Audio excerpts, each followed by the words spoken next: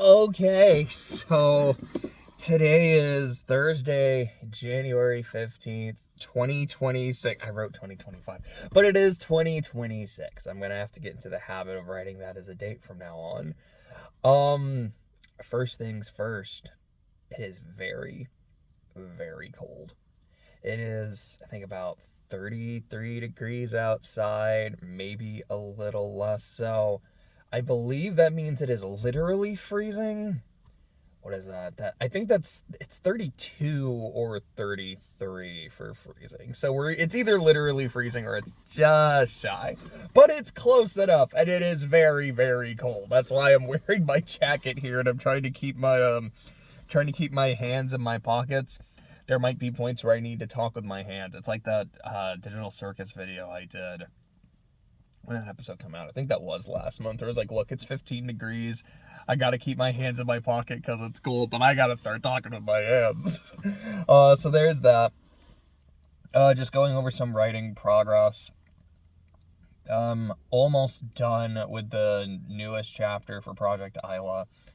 I've already written it. It's just a matter of looking over it, making a few edits. I mean, I guess I've already rewritten it in a sense, but I wanted to give it a once over, and that once over, I've only got a couple pages left. So I don't even say that should go up tomorrow. It's like barring things that are very out of my control, like that's going up tomorrow afternoon. In terms of Orichalcum, that's just chilling right now. I did get a couple reviews for it yesterday, and they were very interesting, because I'll be honest, or how do I want to say this? I got 2 reviews yesterday that certainly weren't glowing. They were definitely more critical than the past few I've gotten. But one of them, while still having some criticisms, was like, but overall, like, I did really like the book. I really enjoyed the book. But here were some things that didn't super work for me. And the other one was, I really wanted to like this book, but it just felt like it was kind of taking too long to get anywhere. But then it finally got there, and it was great. And I definitely want to read the second one. And this was just kind of interesting. And I feel like I'm trying to articulate why. It's like, so like I've articulated, like, this was kind of like the vibe of each review. I think for me, it was just, in its own weird way, kind of nice to have more critical opinions. Because as much as I love, like, a glowing review, because that makes me really, really happy, because it lets me know here's a lot of the things that went right, it is nice to also hear some of the things that maybe didn't quite work. Or at the very least, like, yeah, there are some people who read the book and were like, I am completely on board for how this book is being written. But it's also completely understandable for other people to say, it didn't work for me, and here's why. And for me to be able to read that and understand that and say, yeah, I think that's a perfectly valid opinion. How much of that will change going forward, like with the stuff that happens in the other books, we'll see. At least from my understanding, which is a weird thing to say as the author, but for like my understanding for what's going to be happening in the next couple books, there will be more like action moments, there will be more adventure, because book 1 primarily takes place in one location with like a few chapters here and there elsewhere. But there's going to be a lot more locations. There will be more, like, as I said, like adventure stuff, more like action scenes. But the primary core, laughing a little bit, because the primary core of this series is always just going to be people talking to each other and having conversations about, this is what's going on, this is where I'm at, this is what I'm feeling. Because that's just what I really like. I really like my characters. I love the conversations that they have with each other.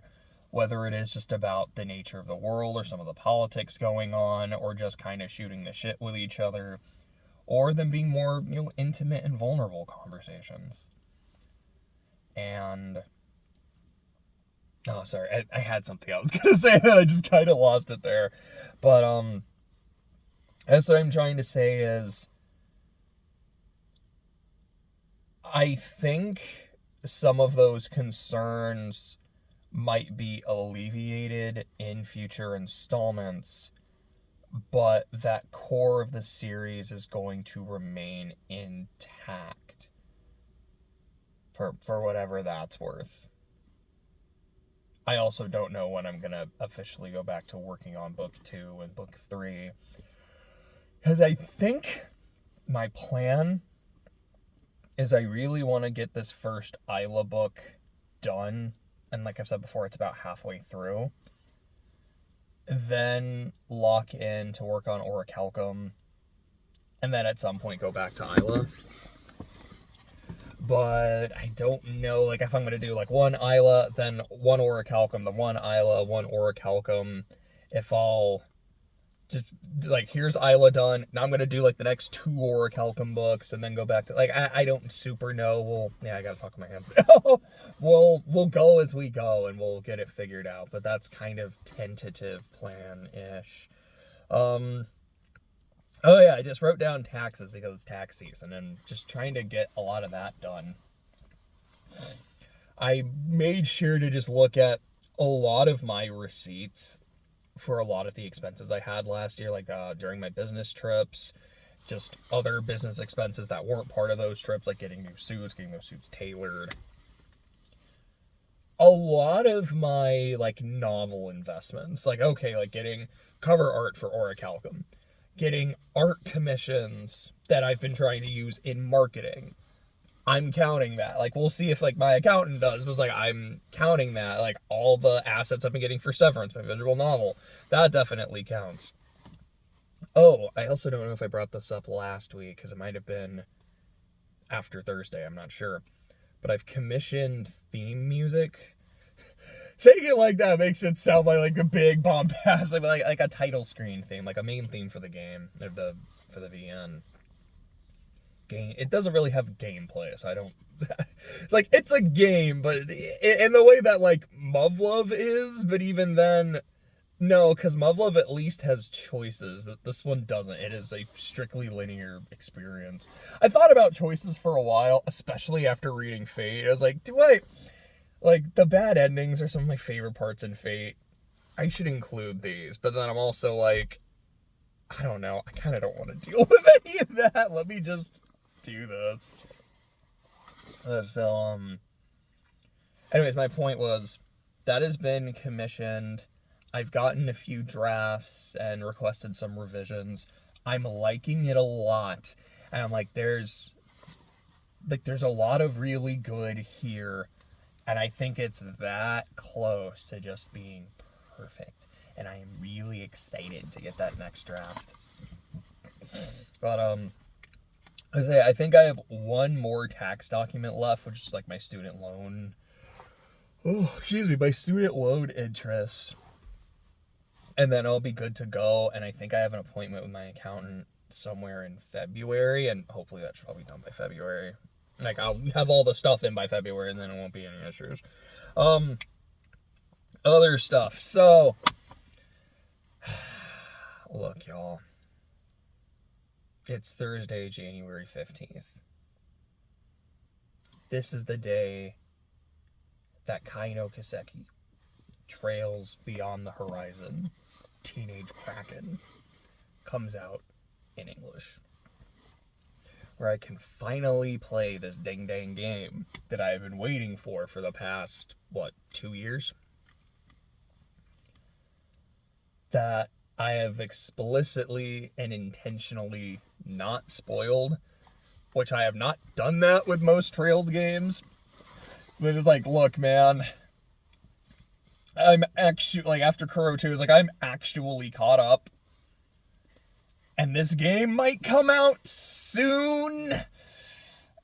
I know I want to look into it because apparently this game is like bananas, but I'm not gonna look. I'm not gonna spoil it. And it's so close. But alas, looks like my copy isn't arriving till the 22nd. So I've got a week until I can actually play it, which is so frustrating. But alas, after 2 years, I think I can go another 7 days. And luckily, my copy of Clair Obscur finally arrived. Because I was a little worried. I was like, I'm finally going to get my copy of Clair, but it's the day before Kai comes out, so it's like, yay, I finally get to really hunker down and play this, but then I'm gonna drop it to play Trails, and then I'm gonna finish Trails and then go back to Clair, and I'm gonna really like the game, but it's gonna be kind of weird getting back into it after all of that. But this delay means it's like, okay, there's a plan. Excuse me, let me finish this. I don't know if I will get it done in a week. But if I can make really good progress in this and either finish it or get really close, then I won't drop it to finish Kai, to play Kai. I'll wait a little bit longer, but, we gotta get in on this. And I guess just to give an update on that, I think I was about 12 and a half hours in already for just playing at my friend's place. I just met Eskia and done all of that. It is what they call it, Eskia's Cave, as Eskia's Residence. I don't remember what the other place is exactly called. And yesterday, I did some other stuff, and I finished Act 1. And I won't go deep into the spoilers of what happens there, but there is definitely some stuff that happens at the end of Act 1. It is something I didn't know for sure, but from watching my friend play and just kind of noticing some of the things in his game, I was like, I have a pretty good feeling about something happening, and I was right. So I will say, when I got to the end of Act 1, it was less of a yo and more of a got it. I would say it was still emotionally impactful, especially just some of the scenes right after. But is that not going into the spoilers? But if you know, you know. I do really like this game. Also, oh gosh, so I have been having this problem the last few times I played the game where I can't parry anything. I will have the dodge timing, I will have perfect dodge timing. If you have perfect dodge timing, that means you have the parry timing. And every time I go and I hit that parry button, it just whiffs. I'm like, I don't get it. I don't know what I'm doing wrong. I can't hit a single parry. Then I was messing around in photo mode, because my friend taught me, he's like, here's what you do. You have it's full field of view, and you turn off collision. And you can get the nastiest, most cursed pictures possible. And oh boy, I got some good ones. But I was messing around in photo mode, and I realized something. That there is a button you can use to kind of slow down, when you're zooming in or zooming out or going up or going down. And that button is L1. And I was pushing that button, and it was working fine. And at some point I realized, wait, I'm pushing L1 to do this. This is the button I've been pushing the past few, sessions when I'm trying to parry. Because, for some reason, my brain said, this is R1. I've been hitting the wrong parry button. No wonder I can't parry anything. No wonder I'm like, dude, like, I can't do this mechanic. I don't know what it is, but something about pushing another button screws everything up. Because it's the wrong ding-ding button! Like, of course it was screwing everything up. And after I realized it, like, I just, like, kind of fought something that I had the timing down for, and I was like, okay, yeah, like, I just instantly parried and, like, killed this thing. Oh my goodness, like, the game is so much easier and so much more fun when I understand the button I'm hitting. I just thought that was really, really funny. It's like I was making the game harder for myself, not for, like, a challenge run, but just because I don't know, that's not dyslexia. I don't know what the right term for that would be. Just because I don't know my right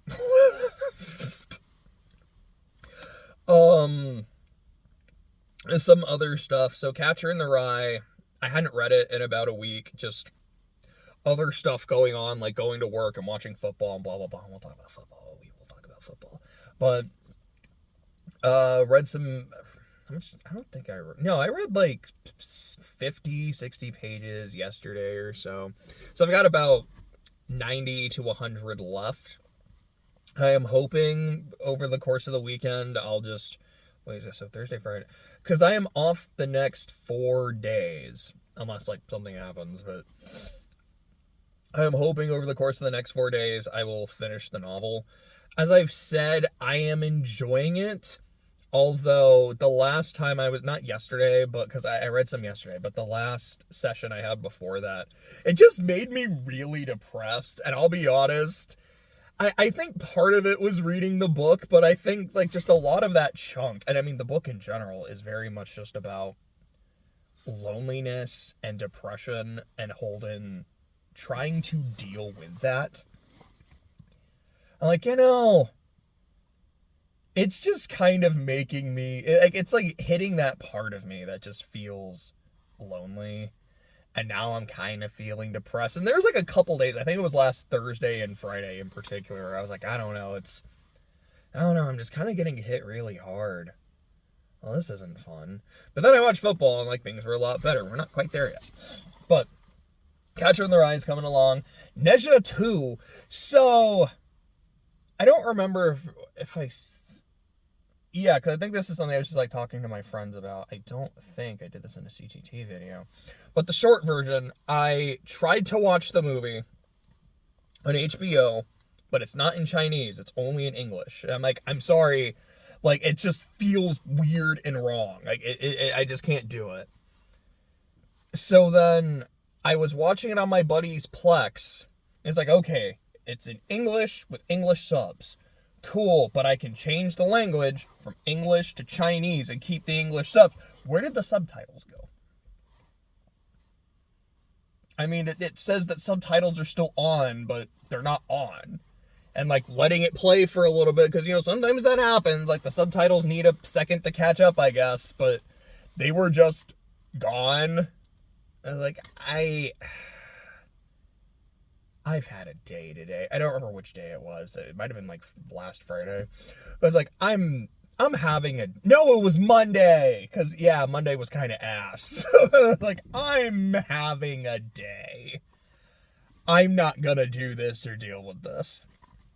So I haven't tried again. At some point, hopefully in the next few days or so, I will try again and we'll see if I can get it to work.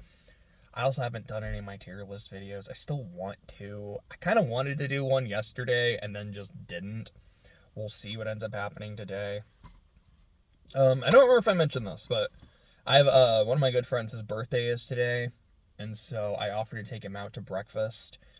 And I messaged him a while ago. I haven't heard back yet, because we had made a plan for it earlier in the week.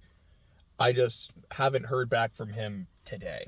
But hopefully when I'm done, we'll be good to go and we can go get something to eat and we'll figure out what else we're doing today.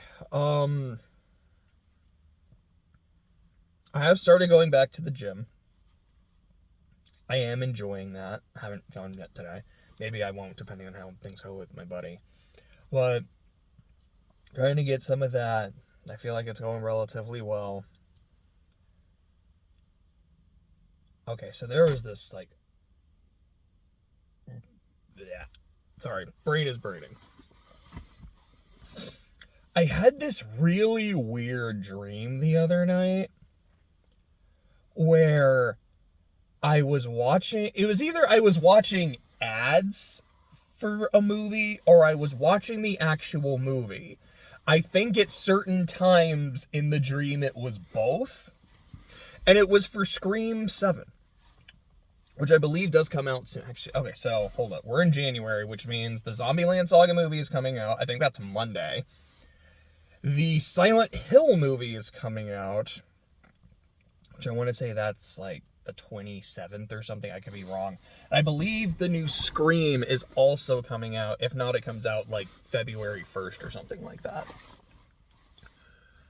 And I was like, okay, I'm watching ads for the new Scream movie. But it was not the actual Scream 7, which, you know, I haven't seen yet, but, like, there was no Sidney Prescott, there was no voice of Matthew Lillard, anything like that. It was a movie that took place seemingly, like, just exclusively in Japan. Or maybe it was, like, mostly in Japan, but here's some other little bits in America, with a ghost face that knew Kung Fu.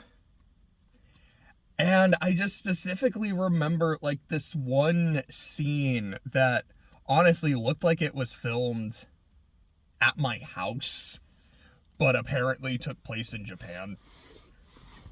Where Ghostface is in, like, this kind of, like, big open area, just, like, practicing Kung Fu, but also, like, flash stepping and teleporting. And I just remember going, what?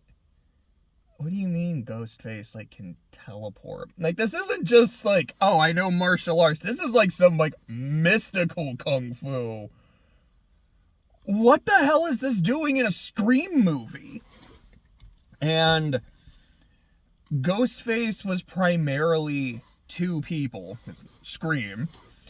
And it was these two Japanese sisters that very rarely wore their masks, which was weird. And I remember there was a part of me kind of going, it's like, okay, so the idea of a Scream movie where you know who Ghostface is for most, if not all, of the runtime. And so a lot of it, it's less of putting it together and it's more just that feeling of dread and dramatic irony whenever they're on screen. Like, that is interesting. Because I think it's like the opening scene of 6 is someone gets murdered and then Ghostface takes off their mask and you just see who they are. And I remember, like, me and my buddy were watching, we kind of gasped, like, oh, that's super interesting. But then, like, they were dead by the end of the prologue as well, so, you know, it didn't really stick. I was like, that's a really freaking cool idea. It's like, that is a cool idea. But also part of the reason they weren't wearing masks is a lot of their targets were disabled, like people who were blind or people who were deaf who, like, couldn't hear them sneaking up with a knife. And again, I remember just being like, this feels like really, really mean-spirited. What is this? But the part that I remember, like, really sticking out was the reveal of the third Ghostface, their father. And they're at the family restaurant. And there's, you know, this, like, group of businessmen who are, you know, around, like, the hibachi grill and all of that. And, you know, they're, like, drinking a bit of sake and having a good time. And their father, who's this, like, big hulking dude with this, like, giant smile on his face, like, looking all proud and blah, blah, blah. And he pulls out his machete. It was like this giant knife. And he's standing behind one of the businessmen and just goes, and then just cleaves the dude in half vertically. And it was, like, so cool, but just so bizarre. And there was, like, some other weird plot line around that point where it's like, you know, there's this family of serial killers, and, like, the brother knew about his family but was trying to stop the family and like blah blah blah. And I remember it's like, all the businessmen were trying to escape, and then they sick the dogs on them. The dogs were like super violent and all this shit. It was just weird. And I remember waking up and going and talking to like a couple of my friends about it, being like, yeah, I had this really weird dream about the new Scream, and it was not at all what the new Scream is, and so many parts of it. It was like, I am not watching a Scream movie anymore.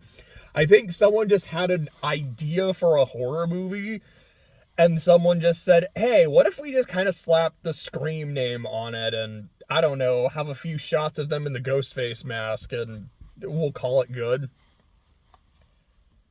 And then I woke up. Because me waking up to talk to my friends wasn't something that actually happened.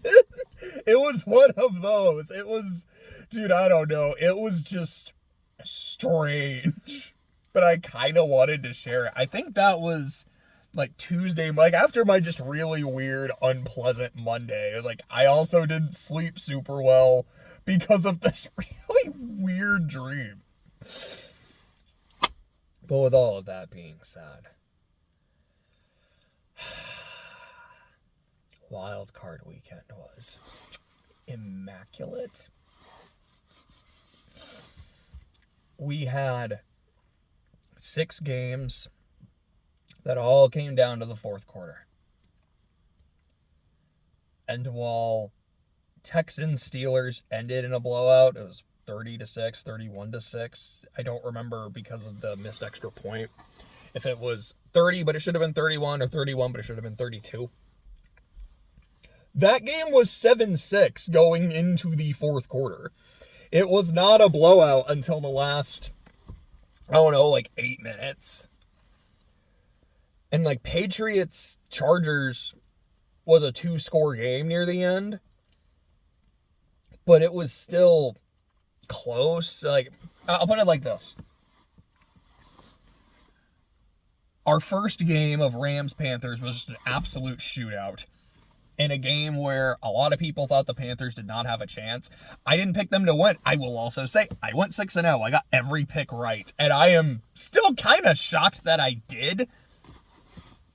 I don't know how I'll do in the next round. And I'm sticking with my picks for the next round. Like, I picked my bracket. I'm sticking with it. Which means I have Seahawks over the Niners. It was Bears over the Rams. Bills over the Broncos, and then Texans over the Patriots. That was what I had in my bracket. And like, if the bracket's right so far, I'm sticking with it. But I was like, no, like, the Panthers can beat them. They did it earlier in the year, and it was only a few weeks ago. It wasn't like, oh man, like, I beat you week 1, but so much has changed. Like, no, we beat you in like, what, week 14? Not a whole lot has changed, but I think it's kind of the exact wake-up call the Rams needed against this specific team. And even then, they almost blew the game. It was really close. It was really fun. But I do remember that last Rams drive. I was like, they have a lot of time. Time's not really a factor here. But, man, this Panthers defense, like, I think I had described it after the game as, like, it felt like that last drive for the Panthers defense, they were just a formality. Like, they didn't stop. Like, they didn't stop anything. That was just, like, we're here because we need to be. Just kind of do whatever you need. And then the Panthers offense just went 4 and out. Like, they couldn't complete a pass. Unfortunately, like, I don't know who the receiver was. Like, had it hit his hands, and he started running, like, going upfield, but he didn't secure the catch first, and that was the 4th down play. And, you know, if he had gone to the ground, secured the catch, you call a timeout. So I think they still had, they might have had all 3 timeouts, or maybe they only had, like, 2. But because some of those plays were like, it kind of took a while to get the ball off and the ball went nowhere. I think they started that drive like 38 seconds, 3 timeouts. And then on the 4th down play, it's like, well, we have 12 seconds. Even still, you know, call a timeout there. You have like maybe 8 seconds. You're closer to the field goal because it was only a 3-point game. You'll get one more play down to the middle of the field, immediately call that timeout. There was a chance, but it didn't work out for them. Rams advance. Bears-Packers was stupid. You have Packers up 21-3. The Bears have failed on like 1 or 2 fourth downs at that point. One pretty deep in their own territory. And they did that a few times in the first half. They weren't all failures, but I was like, why are you going for it? You know, it's like, that's a long field goal from there, but you could maybe convert it. Maybe it is like, it's Chicago, it's super windy. Like, okay, that's fair, but I don't know, man. You could still punt. Like, you're deep in your own territory right now. You're on, like, what? Like, your own 30, 35-ish? Why would you go for that? Yeah, and it didn't work. I'm not, like, questioning after the fact. I'm questioning as they're making the decision. Like, why are you snapping the ball here? What is this? And then they were down 21-3. But the Bears being the Bears this year is like, hey, guys, we're ass kicked. We got them right where we want them. And they scored 25 in the fourth quarter. I think it was, 21-6 going into the fourth. And it's like, all right, Bears score. But now the Packers scored.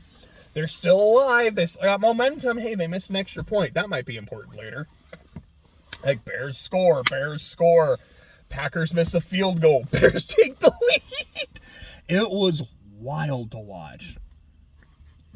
And, like, I'm a Saints fan. I'm a neutral fan for basically all of these games. I'm very happy for Bears fans. You know, haven't been to the playoffs since 2018. No, 2020. Because I keep forgetting they were the 7th seed in 2020. But I don't think they've won a playoff game since, what was that year? 2011, 2012, I think, or 2010? Yes, that would have been 2010, because that was the year the Packers won the Super Bowl, because the Bears hosted the Seahawks, who beat my Saints in the Beastquake game, which I'm still mad about that, but it is what it is. But the Bears beat that team, hosted the NFC Championship against the Packers, and lost that game. They have not won a playoff game since. So their first playoff win in about 15 years-ish, being in Chicago against the Packers, feels like a kind of like full circle, like breaking a generational curse sort of moment. And after getting absolutely slobber knocked in the first half, showing that resilience and coming back again against a hated rival in your building and saying, this is our territory, that's really cool. For the Packers, being on the road against your hated rival and absolutely destroying them, and then as they're coming back, scoring another touchdown to kill that momentum, but it wasn't enough. Like, that is devastating. And I believe I had said at the start of this, when I was making my bracket last week, I was like, I don't know if we're done losing coaches. Because I could see Tomlin, which happened, and I could see McDermott if the Bills are out early. And I could see LaFleur. And he has, as far as I am aware, LaFleur has not been fired. But they're working toward re-signing him. But that still hasn't happened yet. I don't know, man. Because there's that part of, and again, like a neutral fan, I don't always watch a lot of Packer games. That's like, you know, this is a guy who got them like the 1 seed several times. I got a few NFC Championship games. Aaron Rodgers, some MVP seasons. And he's had them consistently in the playoffs.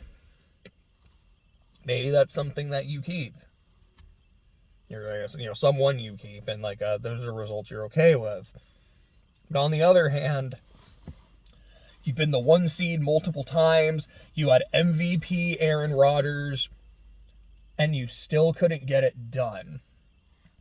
Now, without Rodgers, you've been the 7 seed, 3 years in a row? So you're kind of very lucky a 7 seed exists. Otherwise, you would have missed the playoffs thrice in a row. And one of those years, you won a game. Only 7 seed to do so. The other 2, you didn't. And I remember that Monday night game against the Eagles, where apparently the Eagles were like, yeah, we just knew what they were calling on the final drive. Because, we know what that offense is going to do. That is a scary level of predictability and just being stale and stagnant for your offense.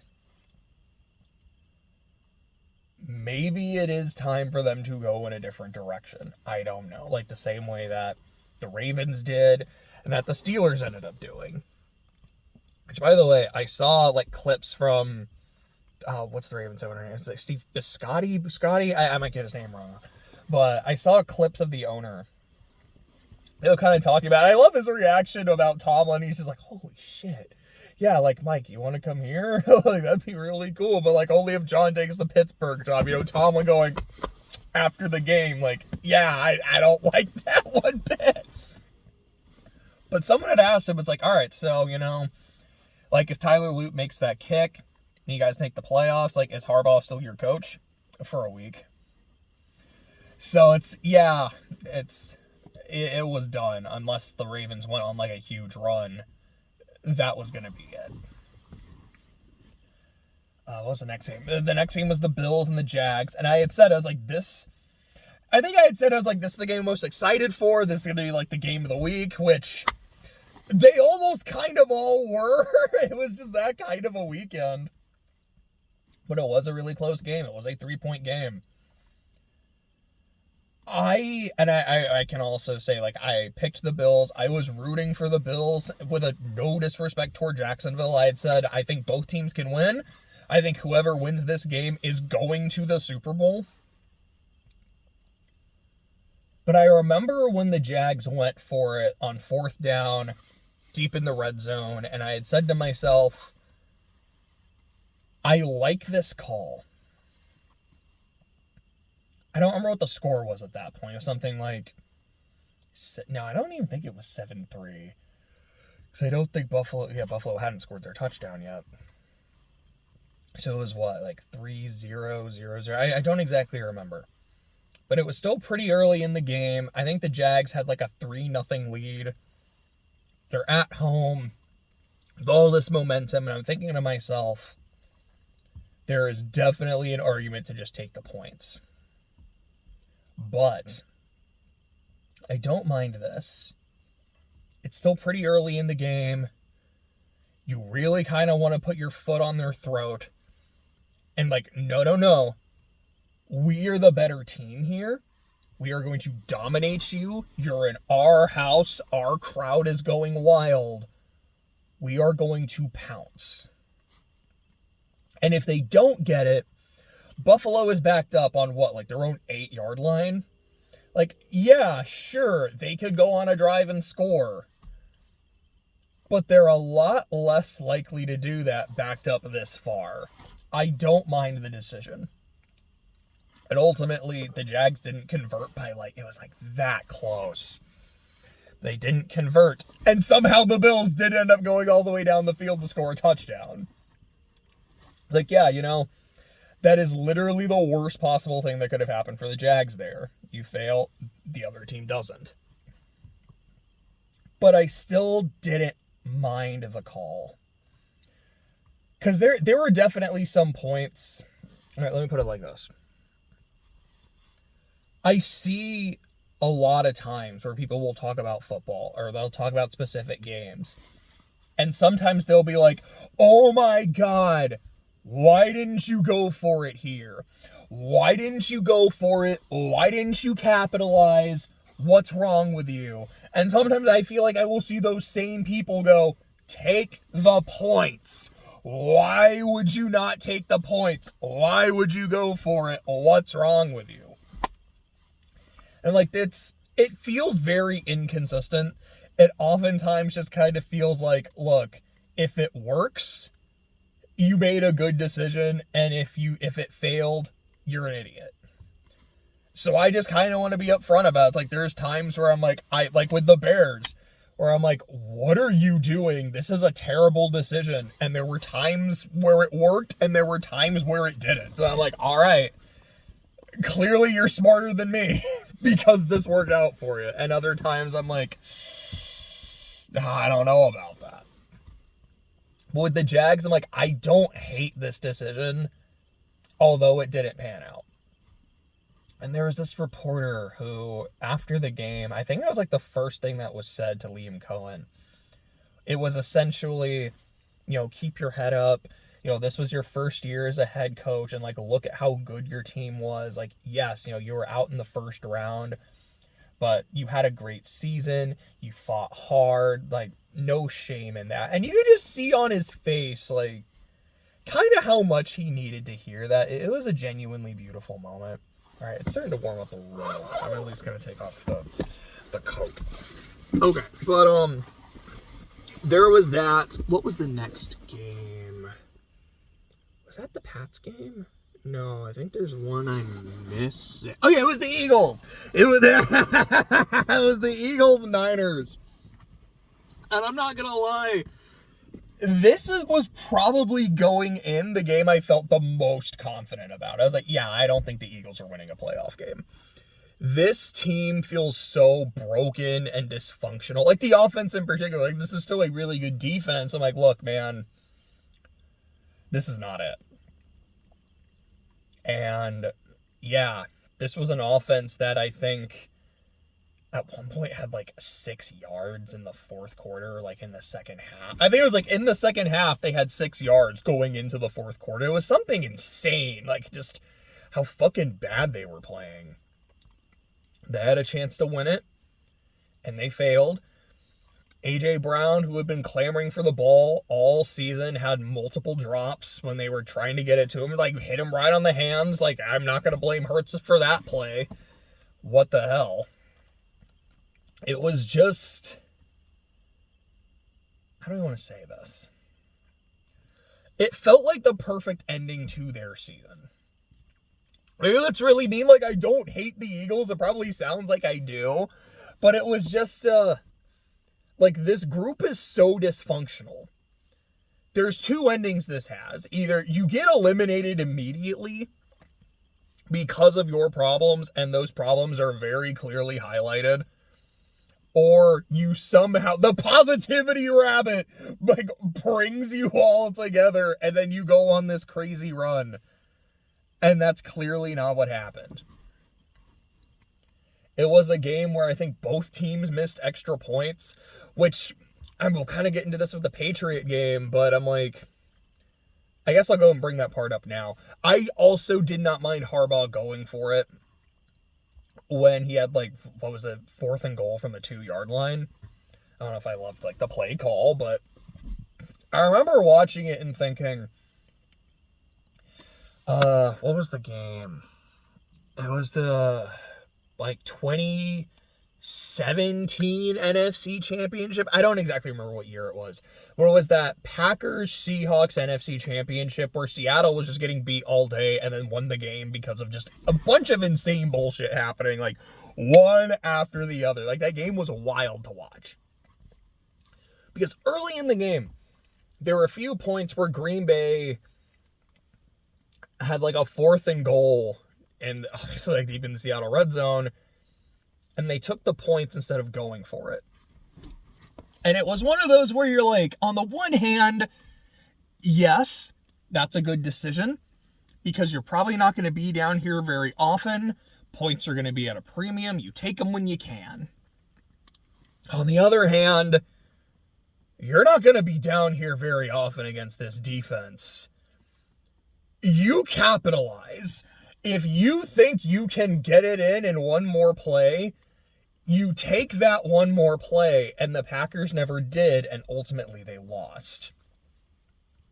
And I was kind of thinking about that in this game. I'm like, you don't know how many times you're going to be down here And this is, again, very early in the game. We haven't super set the tone for it yet. Like, it seems like it's going to be a very defensive game. There's two good defenses. But you're here. You're at, like, the 2-yard line. Maybe you should go for it. And even if you don't, they're going to be backed up at their own 2-yard line. It's probably worth the risk. They don't convert, and then, like, the Patriots' next play, they're at the 50. You're like, well, it's kind of like that Jacksonville situation. Like, I don't mind the call. Unfortunately, it had the worst possible outcome, but I don't mind the call. But I think it's also a lot harder to justify just saying you take the points when you have a weekend like this. Even last week, Boswell misses the extra point. Loop misses the game-winning field goal. Niners, Eagles, both of them missed an extra point.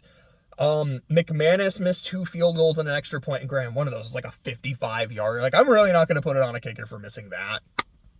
But missed a makeable field goal, missed an extra point.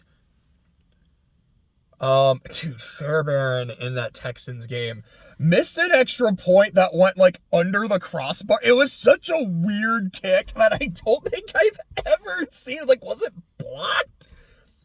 No. I think what happened was like, a dude was, like, about to come, so he just kind of kicked it. A guy was about to block the field goal, so he kicked it as quickly as he could, and it was just such a weird angle that it didn't go very far, and it didn't go very high either. It was so strange. But to my point, I have seen so many missed kicks this weekend, very short, makeable kicks, that I don't blame a coach for not taking the points, especially when it's early on in a game and you kind of want to set that tone for being aggressive. Did those moments work? No. And I will own that. Like, I guess I was wrong. But I'm not going to fault them for that, because I can understand it in the moment. But going back to Eagles-Niners, dude, that Jennings to McCaffrey touchdown was awesome. And I was like, it not quite, because it wasn't to the quarterback, but I'm like, did they just run the Philly special in Philly? It's like, as a go-ahead touchdown? That is diabolical. That is awesome. And I remember watching it and being like, the Niners aren't really doing a lot on offense right now. Neither are the Eagles, but the Eagles are up. Like, they can not afford to necessarily, but almost kind of afford to. I don't know. I think if the Niners score a touchdown on this drive, they can really win this game, but, like, they need to capitalize. And that was, like, partway through the third quarter, and then the third quarter ends and the fourth quarter starts, and they score a touchdown. That's how they did it. I was like, okay, I'm starting to feel good about my Niner pick again. And the Eagles score a go-ahead touchdown, and the Niners score, but ended up being the game-winning touchdown to CMC. And I remember, as they're lining up to go for the extra point, I'm thinking to myself, why? You're up 4, and then if you kick the extra point, you're up 5. Meaning, if the other team scores a touchdown and takes the lead, you can then kick a field goal for the win, or to tie if they go for 2. So I get that. Counterpoint, you really don't know, like, based on the time, I don't remember exactly how much time was left, but it wasn't a lot. Like, if they go down the field and score a touchdown, you're not going to have much time at all. Wouldn't it be better to go for 2 yourself? Because if you fail, you're up 4. They still need a touchdown. Field goal doesn't help. If you get the 2-point conversion, you're up 6, so they have to kick the extra point, something they've already missed in this game. Why are you going for the PAT? I really think you should go for 2. And then they missed the PAT. I was like, I was right. And like I said, like, as they were lining up, I was talking to my dad, and like, this is why this is a really bad decision. And then they missed the PAT. And I'm like, See, like, you heard me question it as it's happening. I'm not questioning it after the fact. I was questioning it before, during, and after the fact. But overall, I thought it was a good game. It wasn't as high scoring as, like, the first two. But still a good game. Patriots, Chargers I'll be honest, it was less exciting just because there were less points. The Chargers only scored 3 all game. But there were still some good plays. There were still some fun moments. It was still a close game throughout. So there was this moment, though. I think it was near the end of the first half, where the Chargers do like a tush push to get a first down, and it looked short, and it was ruled short, and Tirico and Collinsworth are like, yeah, that looked definitely short. And then during like a commercial break, it might have been the 2-minute warning actually, but during like a commercial break, they're like, oh yeah, it's now a first down. And again, Tirico and Collinsworth are both just like, yeah, what? That looked short, and they marked it short, but now they're saying a first down, and looking at the replay, this still looks short. Okay. The very next play, it might have been 2 after, but I think it was literally the next play, Justin Herbert gets karate chopped on the dome of his helmet, and there's no call. I think he fumbled on that play. If not, the fumble was a couple plays after, where after he drops the ball, he gets blasted. Like, that to me looked like a defenseless player got hit in the head by another dude's helmet, and that wasn't called either. And that's not roughing the passer at that point, because he doesn't have the ball. Like, he's already fumbled. So you can say it's like that, like that's on the defense, but after the change of possession, so the fumble still counts, and I think that's fair. I'm like, that's twice in like 2 or 3 plays where I saw Herbert get hit in the head, and there was no call. The Chargers benefited on like a weird phantom first down, and I don't like that. I think that was weird and suspicious. So were both of those, because that to me was blatant, especially the karate chop. Like, how do you not see that? How do you not call that? Will I say that ruined and spoiled the game? No. But it was weird. I think the Patriots did end up like getting the field goal after that too, and in a game where points really were at a premium, yeah, that kind of did a lot. But, yeah, Drake May played. I will say, it's one of those that, like, it's way funnier seeing that spelled out than said aloud. But, you know, offensively played it well enough to win. Chargers had their opportunities. I think May fumbled, like, a couple times. Chargers just couldn't capitalize.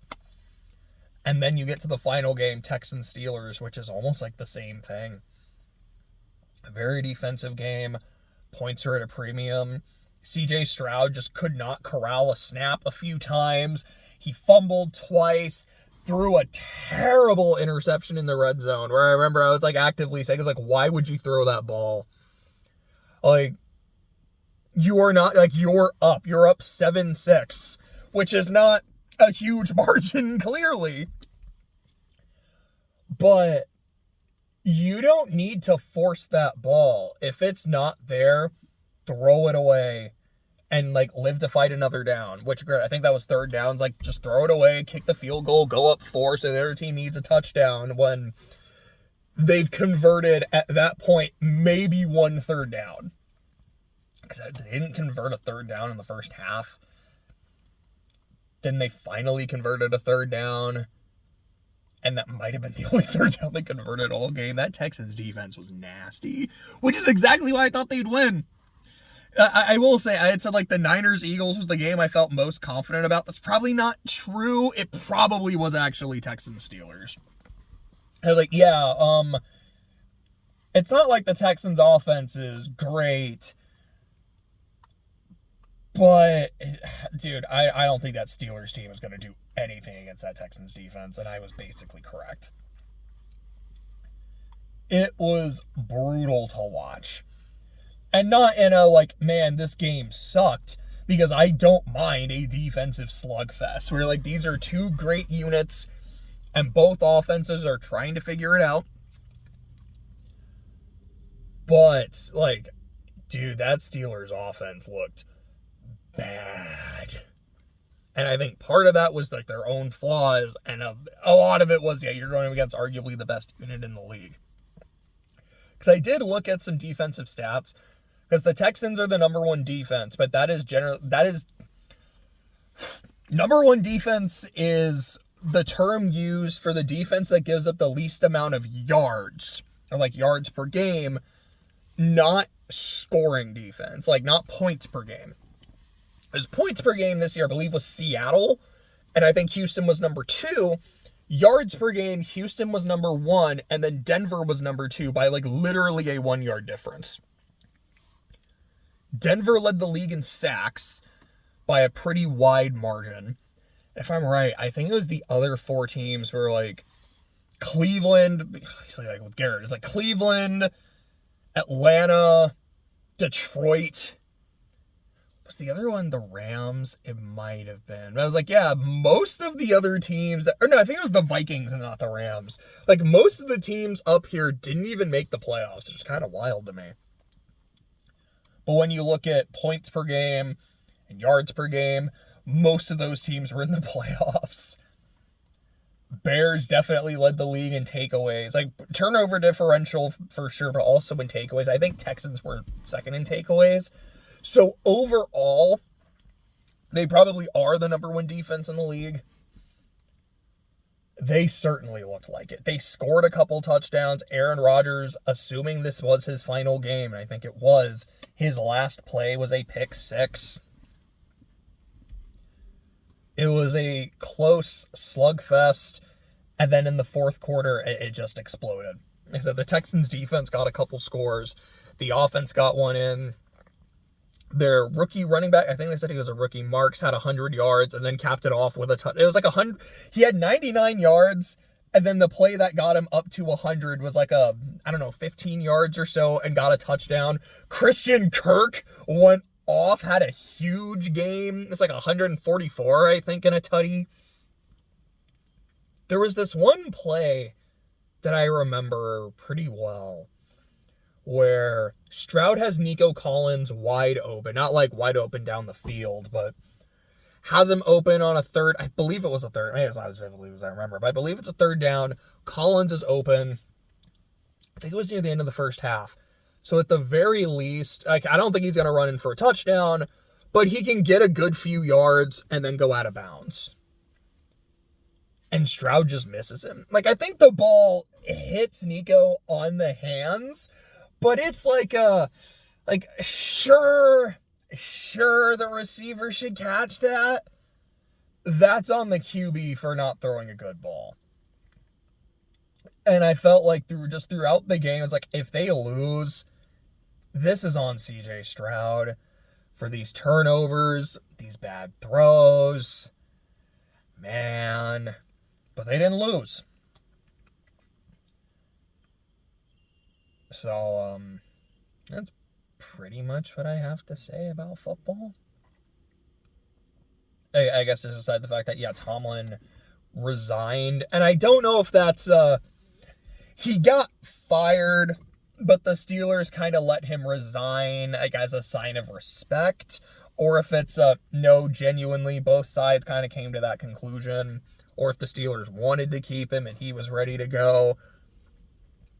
But I think from some of the stuff that I've heard the past few days, it's more of a, we're letting you go, but he can resign, which means they also keep his rights. So if someone does want to sign Tomlin, they have to give Pittsburgh compensation.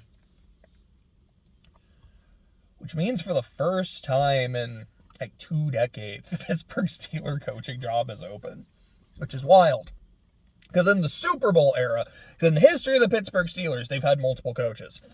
But in the Super Bowl era, they've had 3.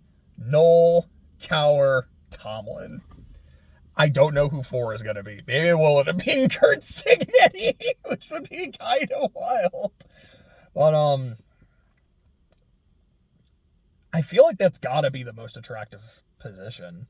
Or, like, the most attractive vacancy because of that job security. Like, you kind of know, like, this is a team that has high aspirations, but they're also patient with letting you get there. And if you do get there, you can kind of coast for a bit. Like, not trying to be rude, but, like, you kind of can. The Giants did go ahead and sign Harbaugh. I mean, I'll be honest, I fucking hate the Falcons, but I don't think that's a bad position. You have what's been consistently the worst division in the league for several years. So, I think to me, the 3 things that really make a good head coaching vacancy. Number 1, your job security. Number 2, the quality of your team already. And also, it's like, what are your like draft pick situation and such. And number 3, what is the division? If you're going to the Browns, like you've got a generational player in Myles Garrett. And, I mean, you've got some other players, but you're not like, man, I'm going into a good team that just kind of underperformed, like with the Ravens. Also, you're in a division that has the Ravens and the Steelers, who haven't been as good lately, but are at least a consistently winning team that's probably going to take a playoff spot. And the Bengals, who are never healthy, and if they are, they have a terrible defense, but that offense is so good, they can make things interesting. Or you can go to the Falcons, who had a really good pass rush. I believe they had a pretty good pass defense. The quarterback situation is not great, but you've got Bijan Robinson, you've got Drake London, and I mean, I guess if you can figure out Kyle Pitts, but no one really has. But there are some good skill position players. There are some good players on the defense. And there's not a great division here. That seems like a pretty good opportunity. But, I don't know. I guess we'll end up seeing what happens. But, oh shit, this has been an hour. But, I think that's about it after 60 minutes. But, yeah, have a good day and a good weekend.